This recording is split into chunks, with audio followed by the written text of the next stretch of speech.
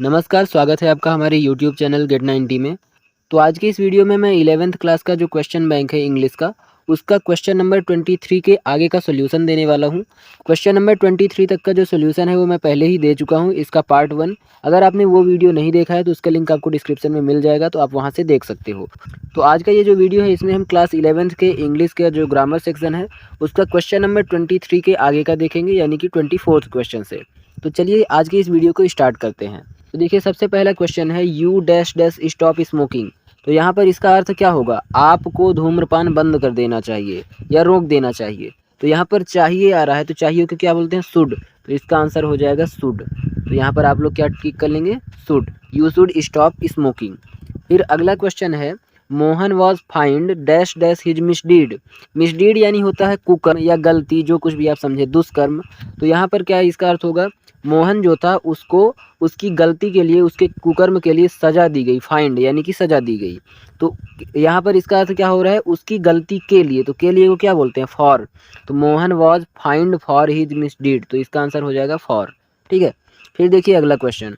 अगला है Rohit prefers milk dash dash T. तो आपको जहाँ कहीं भी प्रेफर्स दिखाई दे वहाँ पर आपको लगाना है टू। तो Rohit prefers milk to tea, इसका ये आंसर हो जाएगा।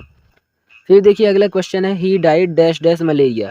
तो देखिए कहीं कोई बीमारी हो, कोई मृत्यु हो जाए किसी की, या फिर किसी को डर लगे, तो वहाँ पर उसके पहले लगता है ऑफ। तो यहाँ पर क्या हो जाएगा? He died of malaria. ठीक है, वह यानी कि मलेरिया से उसकी मृत्यु हो गई। तो यहाँ पर मृत्यु की बात आ रही है, इसलिए यहाँ पर क्या लगेगा? ऑफ। ये आप लोग याद कर लीजिएगा, जहाँ कहीं भी मृत्यु या फिर डर या फिर ऐसी कोई चीज़ आए तो वहाँ पर ऑफ लगता है, या बीमारी का नाम आए तो। फिर देखिए अगला है you can right dash dash a pencil. देखिए कहीं भी अगर आप कोई काम कर रहे हो, वो किसी इंस्ट्रूमेंट यानी कि यंत्र के द्वारा कर रहे हो, किसी मशीन के द्वारा या किसी वस्तु के द्वारा कर रहे हो, तो वहाँ पर अगर उसके द्वारा कर रहे हो तो उसमें आता है विथ, है ना। अगर किसी वस्तु के द्वारा कर रहे हो तो क्या आता है? विथ। तो यहाँ पर क्या है? You can right dash dash a pencil, यानी कि आप पेंसिल के द्वारा लिख सकते हो। तो यहाँ पर पेंसिल क्या है? एक इंस्ट्रूमेंट है, यानी कि कोई यंत्र है। पेंसिल क्या है? एक वस्तु है। तो वस्तु को के साथ क्या लगाएंगे? विथ लगाएंगे। तो इसका आंसर हो जाएगा you can right with pencil. यहाँ पर बाय आप लोग धोखे से मत लगा दीजिएगा कि बाय का अर्थ होता है के द्वारा। तो यहाँ पर बाय नहीं लगेगा, यहाँ पर क्या लगेगा? विथ। कहीं भी अगर वस्तु के द्वारा कोई काम हो रहा है तो वहाँ पर विथ लगेगा। तो इसका आंसर हो जाएगा you can write with a pencil. फिर देखिए अगला क्वेश्चन है 29th नंबर। The weather was cold but there was dash wind.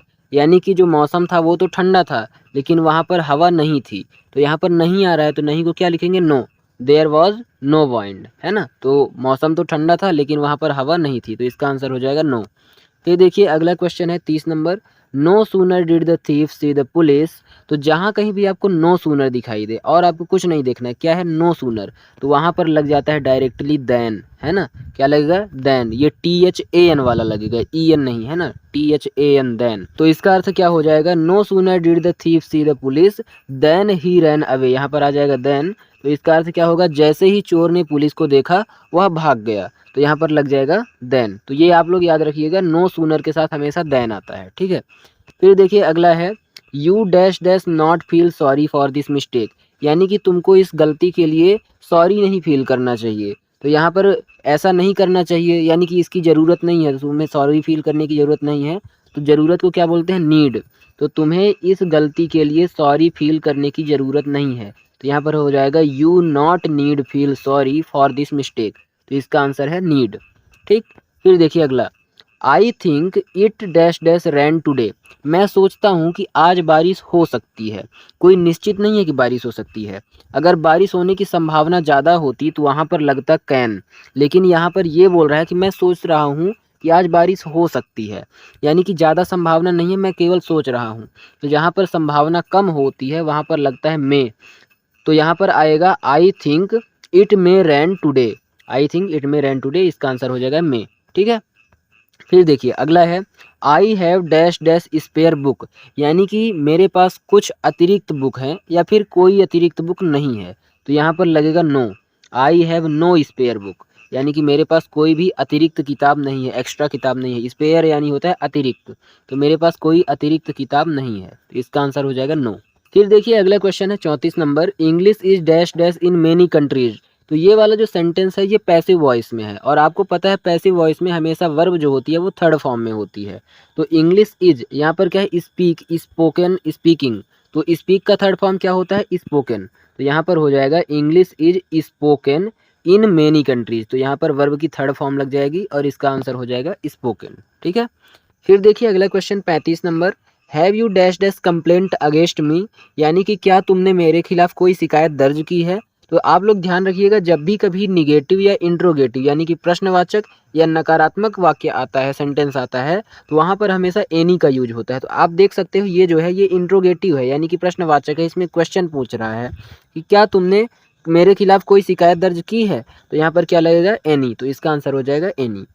फिर देखिए अगला क्वेश्चन है, I don't like dash dash of them, यानी कि मैं उनमें से किसी को भी पसंद नहीं करता हूँ। तो अगर ये बोला जाए कि मैं इनमें से किसी को भी, तो तब वहाँ लगता है आइदर, EITHER, इसे बोला जाता है आइदर। अगर ये हो रहा हो कि इन दोनों में से कोई, तब क्या लगता है आइदर। और अगर ये हो कि इन दोनों में से कोई नहीं, तब नाइदर। तो यहाँ पर क्या हो रहा है, I don't like either of them, यानी कि मैं उन दोनों में से किसी को भी पसंद नहीं करता। तो किसी को ये हो गया, और पसंद नहीं करता तो नहीं करने के लिए डोंट पहले ही लगा दिया है ना, निगेटिव के लिए डोंट लगा दिया है, इसलिए हम यहाँ पर केवल किसका यूज करेंगे, आइदर का। तो इसका अर्थ हो जाएगा I don't like either of them, यानी कि मैं उनमें से किसी को भी पसंद नहीं करता। एक बात और ध्यान रखिएगा, अगर मान लीजिए यहाँ पर डोंट नहीं लगा होता, तब यहाँ पर लगाते नाइदर। क्या लिखा होता, I like neither of them, यानी कि मैं उनमें से किसी को भी पसंद नहीं करता। अगर डोंट नहीं लगा होता तब, लेकिन चूंकि यहाँ पर डोंट पहले से ही लगाया गया है, इसलिए यहाँ पर नाइदर नहीं लगेगा, क्योंकि ये भी निगेटिव है और ये भी निगेटिव। तो यहाँ पर हम लगाएंगे either, I don't like either of them, मैं उनमें से किसी को भी पसंद नहीं करता। फिर देखिए अगला क्वेश्चन है, every student dash dash wear school uniform. तो ये मैं एक काम करता हूँ, आप लोगों को एक दो मैं होमवर्क के लिए दे देता हूँ, है ना। आप लोग भी किसी को करिए, अपने से थोड़ा सा ढूंढिए, या फिर अगर आपसे बनता है तो आप लोग कमेंट करके बताइए। तो मैं ये 37 और 38 दोनों बल्कि आपको दे देता हूँ, तो दोनों को आप करके या ढूंढ के जहाँ कहीं से भी आप कमेंट करके बताइए कि आपको इसका आंसर मिला या नहीं मिला, या आपसे बनता है या नहीं बनता है। ठीक है, तो कमेंट जरूर करिएगा। फिर देखिए अगला क्वेश्चन है कौन सा नंबर, 39 नंबर। ये दोनों मैंने आपको होमवर्क को दिए हैं। फिर क्या है, सीमा बॉट डैश डैश अम्ब्रेला। अब देखिए अम्ब्रेला जो होता है उसे कैसे लिखते हैं, अम्ब्रेला कुछ इस तरीके से लिखेंगे। तो इसका पहला वर्ड जो होता है हिंदी में, मतलब कि उच्चारण में क्या है, अ है। और आ क्या होता है, एक स्वर होता है, और जब भी कोई वर्ड स्वर से शुरू होता है उसका उच्चारण, तो वहाँ पर क्या लगता है, एन। तो सीमा बॉट एन अम्ब्रेला, तो यहाँ पर क्या लग जाएगा, एन। इसका आंसर हो जाएगा एन। ठीक है। फिर देखिए, there are not dash dash good books on this subject. फिर से देखिए यहाँ पर निगेटिव आया है, आर नॉट, वहाँ पर कोई भी इस सब्जेक्ट की अच्छी बुक नहीं है। तो यहाँ पर निगेटिव आया है, तो यहाँ पर क्या लगेगा, एनी। मैंने बताया था कि निगेटिव और इंट्रोगेटिव में एनी लगता है। तो there are not any good book of this subject, यानी कि इस बुक की वहाँ पर कोई भी अच्छी किताब नहीं है। फिर अगला है, 5 boys were seated on dash dash bench. तो यहाँ पर लगेगा ईच, प्रत्येक बेंच पर 5-5 बच्चे बैठे थे। यहाँ पर देखिए ईच का मतलब होता है प्रत्येक, इवरी का मतलब होता है हर, यानी कि हर एक बेंच पर, और आल का मतलब होता है सब। तो यहाँ पर तीनों को आपको लग रहा होगा कि हो जाएंगे, लेकिन जो सबसे सही आंसर होगा वो होगा each. 5 boys were seated on each bench, यानी कि प्रत्येक बेंच पर 5-5 बच्चे बैठे थे। ठीक है। फिर देखिए अगला है, the table was dash dash by him. तो यहाँ पर भी देखिए ये पैसिव वॉइस में है, और पैसिव वॉइस में जो वर्ब होती है वो किस फॉर्म में होती है, थर्ड फॉर्म में। तो the table was broken by him, है ना। ब्रेक का थर्ड फॉर्म क्या होता है, ब्रोकन। तो इसका आंसर हो जाएगा the table was broken by him, कुर्सी उसके द्वारा तोड़ी गई। फिर देखिए अगला है, the man dash dash the police arrested last night is a big thief. यानी कि वह व्यक्ति जिसको लास्ट मतलब पिछली रात को पुलिस ने अरेस्ट किया है वो एक बहुत बड़ा चोर है। तो यहाँ पर क्या आ रहा है, वह व्यक्ति जिसको, तो जिसको को क्या बोलते हैं इंग्लिश में, वोम। तो यहाँ पर आ जाएगा the man whom the police arrested last night is a big thief, यानी कि वह व्यक्ति जिसे पुलिस ने पिछली रात को अरेस्ट किया था, गिरफ्तार किया था, वो एक बहुत बड़ा चोर है। इसका सही आंसर हो जाएगा वोम। फिर देखिए अगला है, see often dash dash us in the evening. देखिए यहाँ पर इसका अर्थ निकल रहा है कि वह जो कोई लड़की है वो हमारे यहाँ रोज़ विजिट करती है, हमारे यहाँ रोज़ घूमने आती है। तो जब कोई बात रोज़ रोज़ होती है तो वो किस टेंस में जाता है, प्रेजेंट इंडेफिनिट टेंस में। और आपको पता होगा प्रेजेंट इंडेफिनिट टेंस में सिंगुलर सब्जेक्ट के साथ वर्ब के साथ एस ई एस लगता है, इसीलिए यहाँ पर जो वर्ब है वो सिंगुलर है, इसलिए वर्ब यानी विजिट के साथ एस लग जाएगा। तो इसका आंसर हो जाएगा visits. She often visits us in the evening, यानी कि वह रोज़ शाम को हमारे यहाँ घूमने आती है। ठीक है, फिर देखिए अगला क्वेश्चन है 45 नंबर, और इस जो ये पार्ट है इसका last question. The dash dash class was busy with the project.